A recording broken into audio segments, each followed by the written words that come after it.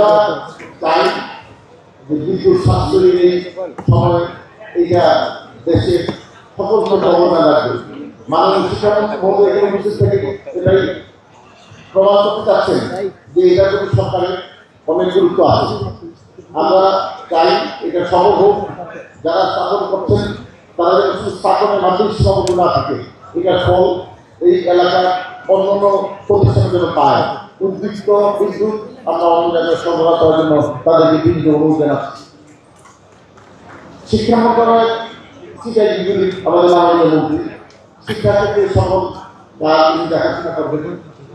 আর শিক্ষার ক্ষেত্রে সরকারি অর্থায়নে একটি টাকাও যদি খরচ হয়, প্রিন্সিপাল অ্যাকাউন্টিং অফিসার হিসাবে শিক্ষা সচিব আমি দেখবো এই পর্যবেক্ষণটা আপনারা ইন্টারনেশনাল করবেন না।